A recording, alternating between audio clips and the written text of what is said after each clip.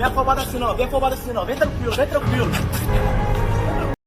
E, bom, estamos aqui para mais um vídeo aqui, mais uma vez, refutando o Brasil Paralelo, aqui nesse canal aqui, né? Vamos começar aqui então. Qual a diferença entre capitalismo e socialismo? Entenda a proposta de cada um desses sistemas. Esse negócio que eles fizeram aqui, de sempre, né? A gente já tá acostumado com esse tipo de coisa aqui. E a gente tem aqui o símbolo do comunismo, né? O símbolo do comunismo obeso, claramente, né? Porque olha a grossura dessa foice. E o símbolo do capitalismo, que aparentemente são moedinhas, né? O socialismo acredita no Estado como promotor da justiça social, enquanto o capitalismo defende que outras pessoas possam se ajustar livremente e irem através de suas relações, promovendo umas às outras com um mercado livre.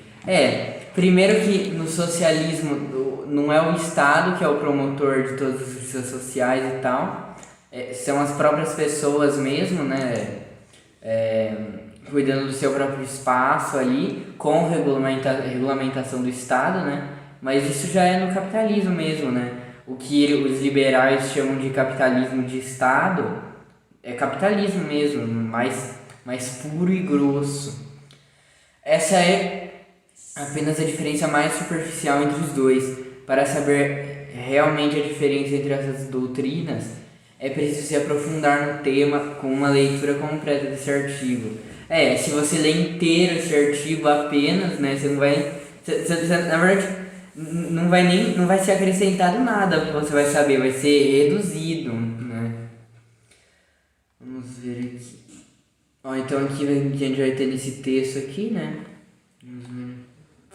A principal diferença entre capitalismo e socialismo é visão de mundo das duas correntes. O socialismo acredita que o homem alcançará a felicidade em uma sociedade na qual o Estado pratica a justiça social, política e econômica, enquanto o capitalismo defende que para alcançar a felicidade, o Estado deve auxiliar os indivíduos a serem livres para escolher seu próprio caminho. Aí que vem aquele negócio, né? Se você quiser agora, você pode ser livre para ir de avião, sei lá, para o lugar que você quiser, na primeira classe, entendeu? Você é livre para fazer isso. Só que só tem que ver se você vai ter dinheiro pra fazer isso, né? Mas você pode agora comprar um avião, comprar um de casa aí, né? Essa visão pode ser depreendida de autores socialistas como Conde de Saint-Simon. Eu não conheço esse Saint-Simon aí, mas considerando essa nomenclatura dele aí, Conde, a gente já pode ter uma noção aí. Robert Owen e Karl Marx, e de autores capitalistas como John Locke, Ludwig von Mises e Friedrich Hayek. E lembrando, né, que esse Friedrich Hayek era o cara que falava que é mais importante você ter liberdade do que você ter acesso a alimentos, acesso a tudo fornecido pelo Estado, né, basicamente, né? Ele falava que seria melhor você passar fome do que abrir mão da sua liberdade, né? O que é socialismo? Socialismo é uma corrente político-econômica que defende a concentração do poder nas mãos do Estado, para que ele seja capaz de atenuar as injustiças e os problemas da sociedade. A função do governo é direcionar os recursos da melhor forma possível, promovendo condições igualitárias e combatendo possíveis abusos cometidos pelo mercado. Tá errado isso aí, porque o Estado, no socialismo, ele tem o objetivo de reprimir e acabar com a burguesia no país dele, até que não seja mais necessário o Estado, né? Que daí no caso seria o comunismo, né? O socialismo enxerga a igualdade como seu principal valor, não tem nenhuma fonte que o Karl Marx fale isso, ele não fala isso em lugar nenhum. Né? E surgiu em oposição ao libertarianismo, o qual ganhou bastante força após a Revolução Industrial e a Revolução Francesa. Assim como o liberalismo, o socialismo tem como sua base intelectual os autores iluministas. O Marx provavelmente nem sabia o que era o iluminismo, né? Porque naquela época a fonte de informação era bem complicado, né? O Marx nem tinha para isso, né? Já Jean-Jacques Rousseau é tido como um dos pais do socialismo, por ninguém, né? Ninguém considera esse cara o pai do socialismo, né? O pensador acusava a origem da propriedade privada como uma causadora de guerras entre os homens. O iluminismo acreditava que a razão humana era a chave pela qual os problemas da sociedade deveriam ser resolvidos. O iluminismo acreditava que a razão humana... tá. Ele incentivava uma crença de que quanto mais racional uma população fosse, menos problemas teria. Utopismo, né? O utopismo barato, assim, né? Como resultado, essa corrente filosófica acabou influenciando o surgimento de ideologias políticas tal como o libertarianismo e o socialismo, as quais incorporaram a noção de razão humana como elemento central da construção da sociedade. Nossa, mas pelo amor de Deus, né? Quando que o Karl Marx fala... Isso aqui a gente já sabe a fonte deles, né? A fonte é IPTC, né? Instituto IPTC, né? Maior. Fora o Mises Brasil e o Olavo de Carvalho, a terceira maior fonte do Brasil Paralelo é o Instituto IPTC, né? Claro, né? Colocar a razão humana como um dos fatores mais importantes da sociedade fez com que o próprio ser humano passasse a estar no centro de tudo. Vai começar a falar que o socialismo era anticristão e tal, vai começar, né? Como resultado, essa corrente filosófica acabou influenciando o surgimento de ideologias políticas, tal como o libertarianismo e o socialismo, as quais incorporam a noção de razão humana como elemento central na construção de uma sociedade. Para o socialismo, o Estado deveria ser ocupado por indivíduos que racionalmente conseguissem identificar o quão injusto é o sistema capitalista. Isso não é no Estado, né? Porque no Estado da União Soviética, de Cuba, não sei, mas da União Soviética tinha gente de direita lá, tinha gente que era anti o Estado, mas dentro do próprio Partido Comunista mesmo tinha esse tipo de pessoa aí, né? Essas pessoas seriam capazes de regular a sociedade para atenuar as injustiças. Isso aqui que eles estão falando aqui seria no caso daquele negócio do Lenin lá, de partido de massas e partido de vanguarda, né? Mas depois da Revolução não tem mais isso, entendeu? O socialismo é uma ideologia que coloca as relações econômicas como base de toda a ordem social. No socialismo científico, isso se tornou ainda mais fundamental, como a estimulação do conceito de materialismo histórico e dialético, onde se entende que a realidade precisa ser compreendida sempre a partir da natureza e da história humana, ou seja, daquilo que é material. Não é muito bem isso aí que é materialismo histórico-dialético. Materialismo histórico-dialético diz que você, para fazer uma análise da sociedade e tal, alguma coisa assim, você tem que considerar a materialidade em si, né, que é a realidade.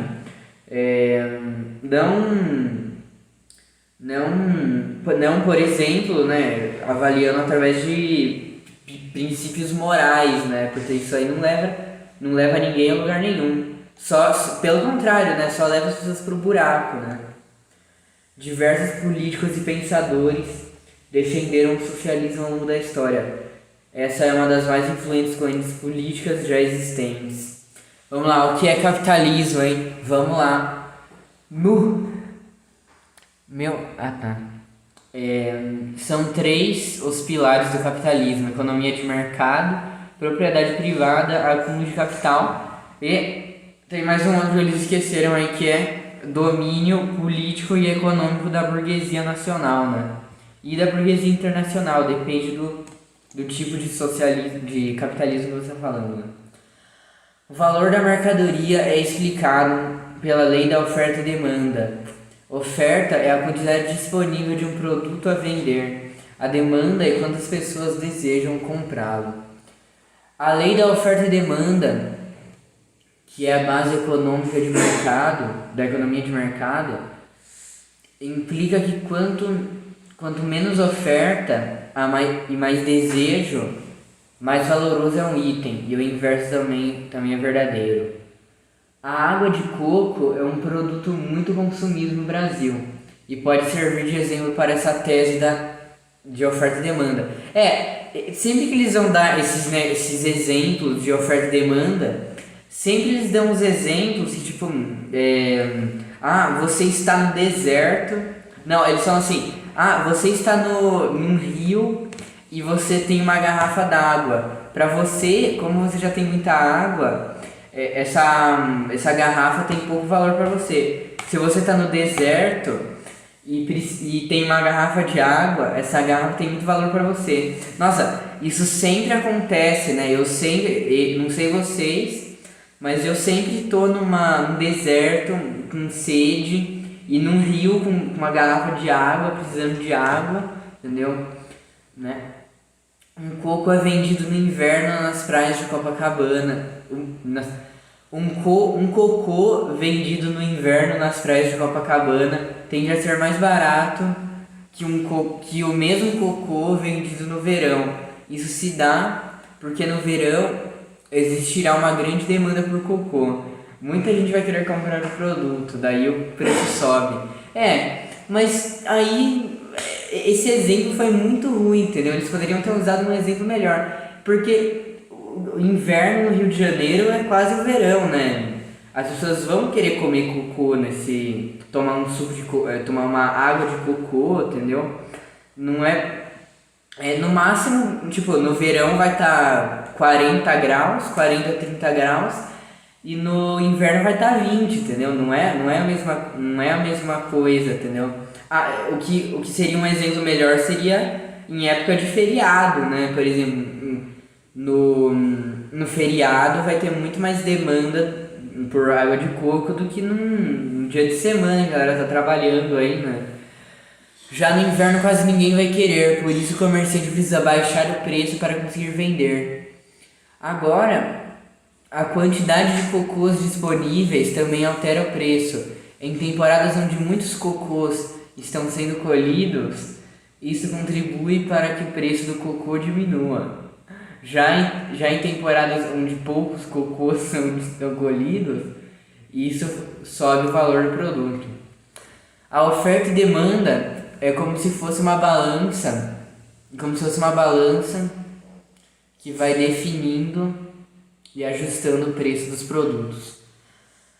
Aí tem aquele sempre argumento, que eu não sei se eles vão falar isso aqui ou não, mas tem aquele argumento que eles sempre usam, né? Que, como na União Soviética eles não usavam negócio de oferta e demanda, não tinha como calcular a inflação, por isso o socialismo deu errado. Que incrível!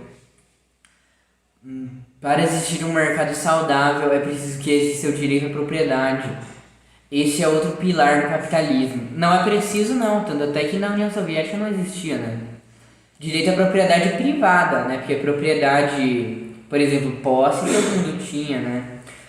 Direito à propriedade é a crença de que todas as pessoas podem possuir alguma coisa e esse direito não pode ser violado a não ser em virtude da lei. Não é, na verdade, tem uma citação de um comunista aí, que eu não lembro quem é, acho que era o Karl Marx mesmo, que ele falava que propriedade privada é a livre disposição do trabalho de alguém. Isso significa que para uma coisa ser definida como propriedade privada, você tem que não trabalhar nela, mas você tem que ser o dono daquela terra e E você precisa que outras pessoas trabalhem naquela terra, gerando mais valia para você. João é um vendedor de sapatos que tem uma pequena máquina que produz calçados. Ué, ele é um vendedor de sapatos ou de calçados? Não tô entendendo isso aí. À medida que vende muitos pares, seu ganho pela venda do seu produto se torna maior do que o dinheiro que investiu inicialmente em sua produção. Aí tem que ver o dinheiro que ele tem inicialmente, né? Porque se você tiver lá 10 mil reais para criar uma lojinha, que já é um valor meio irreal, né? E você não consegue também, né? Criar uma lojinha com 10 mil reais. Mas digamos que você tenha 10 mil reais. A sua loja vai falir em alguns meses ali, entendeu? Porque ninguém vai querer comprar. Porque, por exemplo, você mora numa cidade grande que tem Riachuelo, que tem um monte de loja de roupas melhores, né? E pra que você vai comprar na lojinha do seu Zé, entendeu? Então você tem que ter um investimento pesado ali pra realmente criar uma empresa, entendeu? É por isso que existe uma coisa chamada concentração de renda, né? Quando teve aquele negócio do Titanic lá, que os bilionários morreram no Titanic, né? Camarada Titanic, né? Tinha uma matéria que tava falando assim, coincidência muito grande, mulher que morre em acidente de submarino no Titanic é descendente de uma vítima do Titanic mesmo, entendeu? A maioria das pessoas que estavam lá deviam ser mesmo, pelo menos em algum grau distante, mas é porque isso chama concentração de renda, né? Nesse jornal aí eles falam que como as coisas são, não sei o que legal, mas não é bem assim, né? Essa diferença é o lucro que João conseguiu. O produtor de sapatos pode ainda investir esse lucro em mais máquinas, ou em máquinas melhores. E ele não precisa comer, não precisa tomar água, não precisa ter uma casa, né? Ele vive para ter aquele negócio, né? Mais nada, né? O que pode escalar seu negócio e gerar mais lucro. Vamos ver aqui, ó, shopping center, uma das representações do livre mercado. Eu acho que tem uma outra coisa que é a representação do livre mercado. Isso representa mais o livre mercado, isso aqui, ó, representa mais o livre mercado do que um shopping center, né? Mas tudo bem se é isso que eles querem usar aqui, né? Mas tudo bem, vamos continuar aqui. O capital de João é formado por suas máquinas e o dinheiro que gera em sua produção. Capital e lucro são dois conceitos importantes para entender o que é capitalismo. Adam Smith, um dos maiores pensadores da história da economia e considerado pai do liberalismo, dizia que João vende sapatos para suprir suas necessidades e buscar o seu próprio interesse, né? É esse negócio que tem no capitalismo, né? Que a gente produz cada vez mais mercadorias, né? A gente tem uma força produtiva cada vez maior, mas tem um problema que é que essas mercadorias não são produzidas para atender as necessidades humanas, elas são produzidas para atender as necessidades do capital, do lucro. Mas no socialismo tem essa virada de chave aí, entendeu? Aí, uma vez que as mercadorias são produzidas para atender as necessidades humanas, a gente consegue ter um salto gigantesco na qualidade de vida da população, como foi visto nas experiências do socialismo real, né? O cliente compra os sapatos, pois precisa deles para suprir as suas necessidades, ou de alguém que ele gosta. O cliente está defendendo seu próprio interesse, assim como o do sapateiro. No final, mesmo com cada um pensando em seus interesses, ambos se ajudam. Não é da benevolência do açougueiro, do cervejeiro e dos padeiros que esperamos o nosso jantar. mas da consideração que eles têm pelos nossos interesses. Adam Smith em A Riqueza das Nações. Para Smith, o capitalismo é tão bem sucedido porque dá a liberdade para as pessoas que busquem seus interesses e lucros. O lucro é obtido à medida que uma pessoa é capaz de resolver os problemas da outra com algum bem ou serviço. A partir dessa definição de capitalismo, é preciso investigar o seu passado. A depender do país e época, o sistema foi definido ou funcionou de maneiras diferentes. Qual a diferença entre capitalismo e socialismo? Oh my god! Para comparar socialismo e capitalismo é necessário entender que socialismo é um sistema econômico que não tem um corpo político doutrinatório claro. Eu não sei nem o que eles querem dizer com isso, né? Mas tudo bem. Sua principal manifestação ideológica é a doutrina do liberalismo. Liberalismo e capitalismo são praticamente a mesma coisa, né? Mas tudo bem. O socialismo possui uma ampla diversidade teórica. O capitalismo também tem. Claro que todas as diversidades teóricas do capitalismo são parecidas, né, umas com as outras. Por exemplo, a gente tem o próprio liberalismo mesmo, a gente tem o nazismo, a gente tem o fascismo, a gente tem o anarcocapitalismo, a gente tem um monte de outras ideologias aí, mas da mesma forma que o socialismo também tem, né? A teoria mais utilizada hoje em dia é a corrente do marxismo-leninismo. Essa corrente não entende o socialismo como um sistema diferente, suficiente em si, mas sim como uma transição para o comunismo. Na verdade, eu nunca vi nenhum socialista, e nenhum Lenin, nenhum Karl Marx falando sobre se uma sociedade poderia durar para sempre com o socialismo. Sei lá se alguma vez eles falaram isso, mas tudo bem. Portanto, ao comparar esses dois regimes, é preciso ter em mente essa definição. Deve-se entender o socialismo como aquele baseado no marxismo-leninismo e o capitalismo baseado nas droguinhas liberais. É preciso diferenciar. As principais diferenças entre capitalismo e socialismo podem ser resumidas nos seguintes pontos: papel do Estado na economia, importância da propriedade privada, definição dos valores fundamentais. Eu tenho certeza que eles vão começar a falar que o socialismo é anticristão, não sei o que. O socialismo não criminalizou a igreja, não sei o que. História do conceito. Você sabe... Meu Deus. Nossa, isso aqui é uma palhaçada, porque eles botam... Esse aqui, ó, você sabia que existem diferentes tipos de socialismo. Clique no link e leia mais sobre isso. Isso aqui tá parecendo que é um dos tópicos aqui que eles estão falando. Não sei se foi sem querer, se foi de propósito aqui. Mas isso aqui eles falam... Eu já vi esse texto aqui, mas... Isso aqui eles... Entendeu? Não faz o menor sentido, porque você vai pensar, tipos de socialismo, maoísmo, trotskismo, marxismo, não sei o que e tal.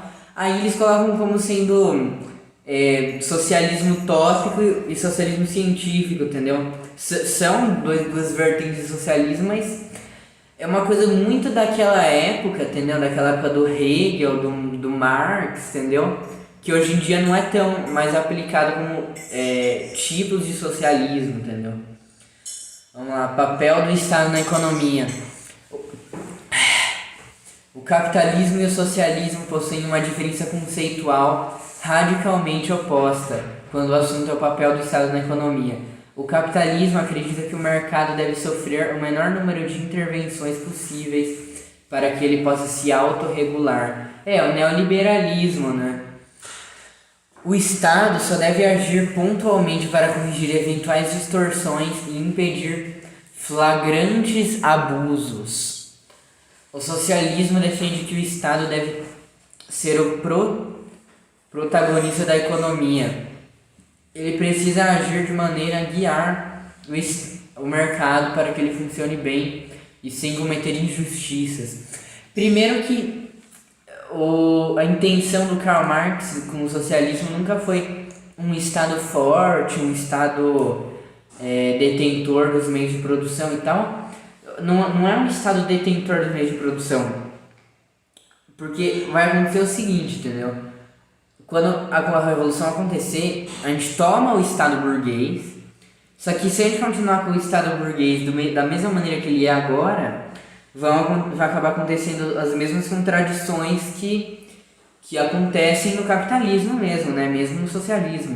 Então a gente muda o Estado para um Estado proletário, e daí a gente começa a fazer o seguinte, a gente não estatiza todos os meios de produção, a gente sim expulsa a burguesia, primeiramente, isso aí já é consensual, né? Mas aí a gente entrega esses meios de produção para as pessoas que trabalham nesses meios de produção e conhecem tudo sobre esses meios de produção, entendeu? Porque se o burguês sumir, como foi demonstrado na União Soviética, em todas as experiências socialistas, o meio de produção continua comum, entendeu? É como sempre funcionou, e melhor, porque o burguês, ele não entende nada sobre como é que funciona, sei lá, o molde de gesso da indústria, não sei o que, ele não entende nada. Então é muito melhor ter um proletário ali trabalhando, que ele vai fazer as coisas do jeito que é para ser feita, né? Mas o Estado tem que regulamentar, mas igual é no capitalismo, entendeu? A diferença é que vai ser um Estado proletário, né? Para os teóricos socialistas, o Estado é aquele que planeja a economia para que ela se desenvolva até um determinado objetivo, que é a abolição do Estado e do mercado com a implementação do comunismo. Nossa, isso aqui é uma coisa assim, inacreditável, né? Leia mais como é um Estado comunista. Primeiro que não existe Estado comunista, né? Porque no comunismo não tem Estado. E outra, a União Soviética não era comunista, né? Isso aqui é um absurdo aqui, mas tudo bem, deixa assim, né? Quer dizer, deixa assim como se tivesse como eu mudar, né? Mas tudo bem. Importância da propriedade privada. No capitalismo, a propriedade privada é considerada algo inviolável, exceto em virtude da lei em casos extremos, e não há uma limitação para que as pessoas possam acumulá-la. Tanto até que tem pessoas que têm propriedades privadas do tamanho do Amazonas, né? Mas tudo bem. Essa propriedade vai para além do material, sendo expandida para que a propriedade intelectual. Por exemplo, um compositor de uma música é o dono dela e tem direito de propriedade sobre o seu uso. O direito à propriedade do cidadão é um dos valores mais importantes no capitalismo. Para o socialismo, a justiça social é o bem coletivo mais importante do que o direito à propriedade, e por isso ele deve ser violado ou relativizado se isso for feito em defesa do bem comum. Na verdade não é bem comum, né? É coletividade, né? Mas tudo bem, deixa eles falarem o que eles quiserem. Eu tô aqui para refutar eles, deixa eles falarem o que eles quiserem. Eu tô fazendo isso aqui, refutando o Brasil Paralelo, porque não seria uma coisa assim essencial refutar cada coisinha da Brasil Paralelo, entendeu? Mas eu tô fazendo isso aqui porque, não sei se vocês ficaram sabendo, né, que o Ian Neves ele foi ameaçado de levar um processo, né, pela Brasil Paralelo, e na verdade não levou, porque a Brasil Paralelo não processa as pessoas, entendeu? Eles só ameaçam, é isso que eles fazem, entendeu? Mas ele levou essa notificação artificial em live, quando ele era minúsculo ainda. Ele estava fazendo react dele do documentário deles, né, sobre educação, falando que a culpa da educação brasileira ser ruim é do Paulo Freire. Mas aí ele falou que eles eram olavistas, né, que eles eram fascistas, nazistas. Aí tinha uma pessoa que foi no chat deles e a pessoa comentou assim: Brasil Paralelo aqui, só para alertar que estamos gravando para o processo.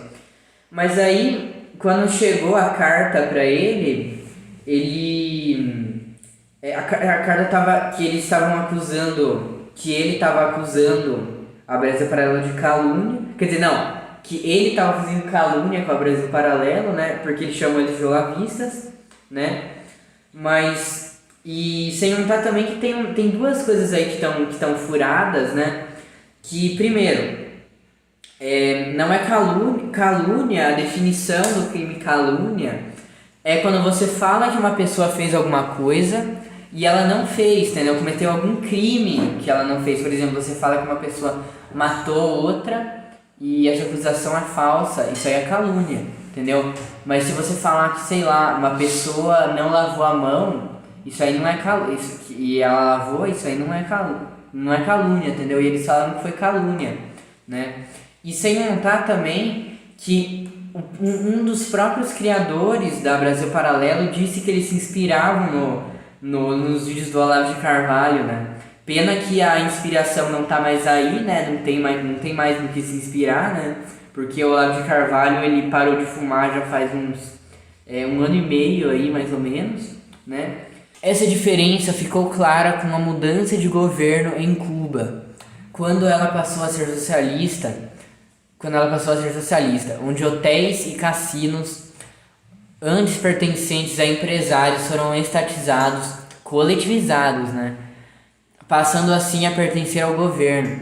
Isso seria algo inconstitucional nos Estados Unidos, que é a maior representação de um país capitalista, né? Estados Unidos, né? Maior representação do livre mercado. E essa é a representação do livre mercado, ó. Representação do livre mercado aqui. Claro como o dia que o livre mercado, aqui, estado mínimo. Esse é o estado mínimo aqui, ó. Um estado que não interfere nas relações sociais e tal. Um estado realmente que trabalha pela população mesmo. Eu lembrei o nome do bairro aqui. Eu não sei se é assim que escreve. É aqui. Representação aqui mais clara do livre mercado, né? Nossa, nada a ver. O que é isso aqui, Zé? Peraí.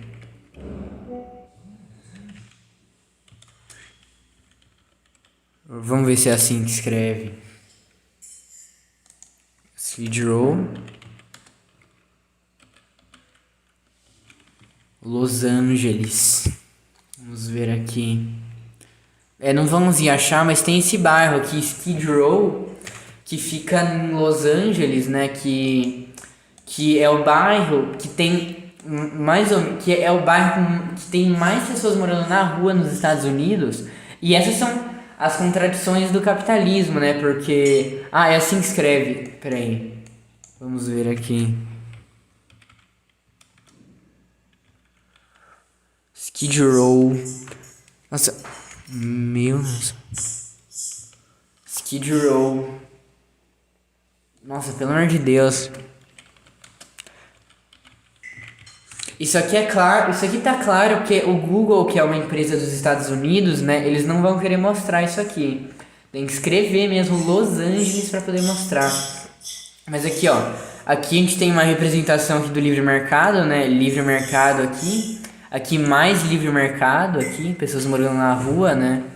Muito livre mercado aqui, ó, é um estado livre, entendeu? E a gente percebe que é um estado bem livre mesmo. Essas pessoas aqui tão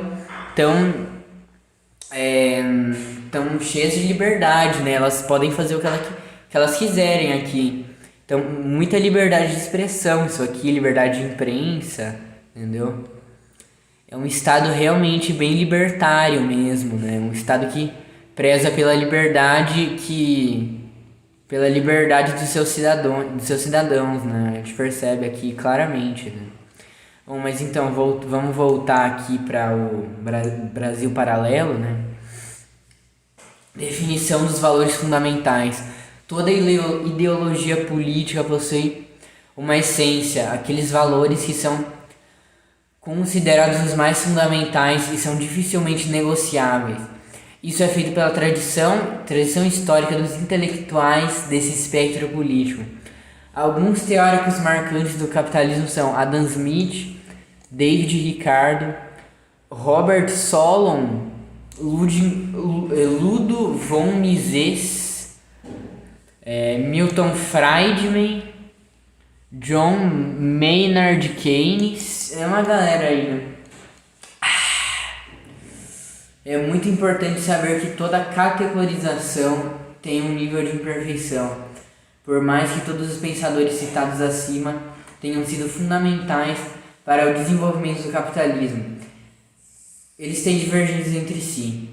John Maynard Keynes, por exemplo, desenvolve a teoria de como o Estado poderia ser motor de um desenvolvimento econômico respeitando os valores capitalistas, enquanto Ludwig von Mises acreditava que esse nível de intervenções na economia seria ruim. São os 3 tipos de valores fundamentais do capitalismo: direito à propriedade privada, liberdade, busca pela felicidade. E não encontrar, né? Vai ficar buscando e não encontrando, né? Mas tudo bem. Pelo fato do socialismo ser um espectro amplo que abarca diferentes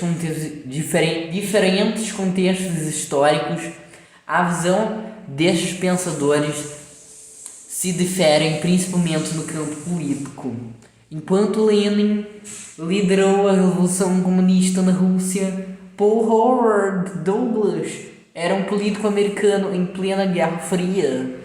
Alguns teóricos marcantes do socialismo são Karl Marx, Friedrich Engels, Lenin, Paul Howard Douglas, Piero Safra, Gunnar Myrdal, que são pessoas que esses últimos aqui são pessoas que eles poderiam... Primeiro, eu não sei se esses caras aqui são socialistas, mas mesmo que eles sejam, entendeu? Eles poderiam ter botado literalmente milhares de pessoas que tinham pra pôr aí.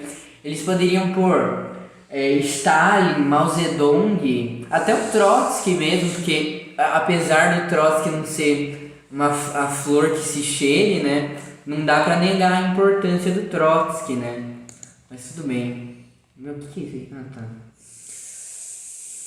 São os 3 principais valores do capitalismo, do socialismo. Igualdade, que já está errado, porque o Karl Marx nunca falou em igualdade. Segurança e bem comum. Eu não sei o que eles querem dizer com segurança, né? Segurança é um bem que toda ideologia quer, né? Mesmo que algumas não consigam, né?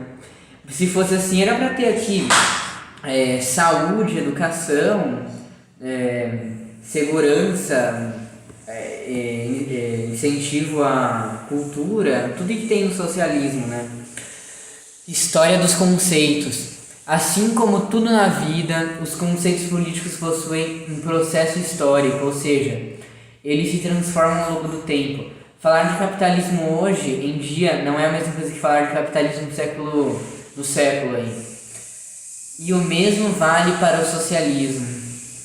Por isso, aquele artigo que eles fizeram sobre socialismo utópico e socialismo científico demonstra isso, né? Que tipos de socialismo hoje em dia já não seria considerado socialismo utópico e socialismo científico, né? Hoje em dia teria muitos outros, né? Teria aí maoísmo, um monte de tipos aí.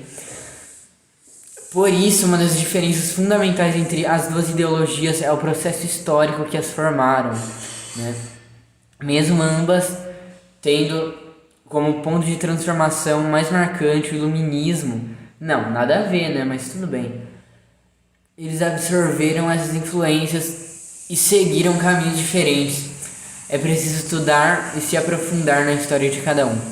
Conheça a história do capitalismo, conheça a história do socialismo. Depois eu vejo isso aqui, agora eu não vou ver não aqui. Um dia eu vou fazer uma live. Aí eu vou fazer... Como a Brasil Paralelo fez esse favor pra gente de botar o link dos textos no próprio texto, eu poderia ficar uma live inteira aqui. Eu pego um texto desse e eu refuto todos os links que tem paralelos aqui.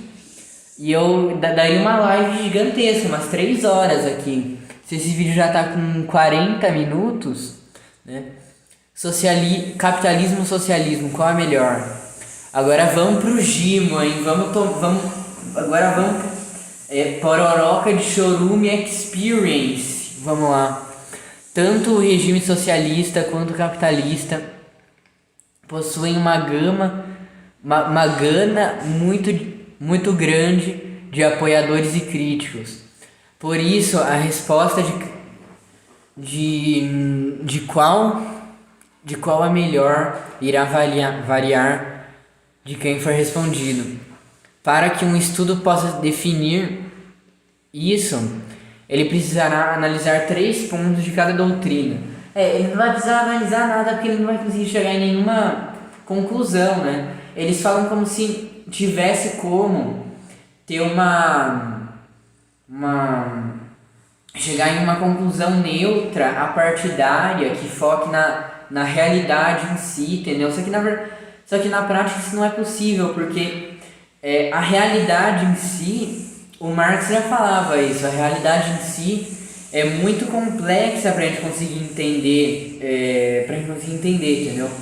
O máximo que a gente pode fazer é procurar alguns filtros de como a gente enxerga a realidade, entendeu? Porque algumas coisas da realidade é muito complicado de um ser humano entender, entendeu? Então a gente tem que usar esses filtros para conseguir enxergar a realidade. Por exemplo, os socialistas usam o filtro do materialismo, entendeu? Agora os liberais usam o filtro do vozes da minha cabeça, né? Teoria. As principais obras e ideais da doutrina discursam o que os principais políticos e militantes daquela ideologia dizem no debate político e prática, o que esses políticos, intelectuais e militantes de fato fazem, como eles se comportam e qual forma que atuam. Analisar esses 3 pontos fará com que a sua escolha esteja pautada em algo real e concreto, não ficando apenas no campo das ideias. É muito comum que pensadores liberais e conservadores critiquem o socialismo por ter uma teoria que faz grandes promessas, mas na prática gerarem apenas fome e miséria. Eu ia até mostrar essas imagens da fome e miséria no capitalismo, mas já mostrei, né? Não precisa mostrar mais. Eu poderia passar uma live inteira vendo, mas tudo bem, né? Um desses grandes críticos é o psicólogo e professor de Harvard, Jordan Peterson. Depois de se formar, ele viajou para a Europa, onde se aprofundou em estudos sobre o que pensavam as pessoas que apoiavam e defendiam os regimes totalitários, como o comunismo. Não tem como... Primeiro que eu sei o que ele está querendo dizer com comunismo, né? A União Soviética e tal... Mas mesmo que ele quisesse dizer esse comunismo, não tem como existir um Estado totalitário comunista, entendeu? Porque não tem Estado, como é que o Estado vai ser totalitário, né? E lembrando que por algum motivo, na cabeça desses liberais, Cuba, China, Vietnã, esses países eles não têm... Eles não têm governo, né? Eles têm regime. Quando eles vão falar do Brasil, o governo brasileiro fez não sei tal coisa. Mas quando eles vão falar de Cuba, eles vão falar, sei lá, o regime cubano matou não sei tantos manifestantes, entendeu? Mas tudo bem. Peterson é um dos intelectuais mais marcantes da atualidade. Autor do best-sellers e seguido por milhões nas redes sociais. O Bolsonaro também é seguido por milhões nas redes sociais. A sua fama não vem apenas dessas suas pesquisas, mas também da coragem com a qual ele tocou em temas polêmicos e desafiou o senso comum, como por exemplo Karl Marx, né? O que muitas pessoas não imaginam são os desafios da trajetória da vida pessoal de Peterson. Um homem que passou de um pacato professor universitário para um intelectual de fama global. Isso foi contado no documentário Caos e não sei o que. O Karl Marx também teve uma vida assim. Eles não vão falar nada, né? E uma vida até pior, na verdade. O Stalin teve uma vida pior do que isso aqui. Mas eles não vão falar. Acabou. Então é isso aqui. O vídeo vai ficando por aqui. Deixa o like aí, se inscreve no canal aí e adeus. Tchau.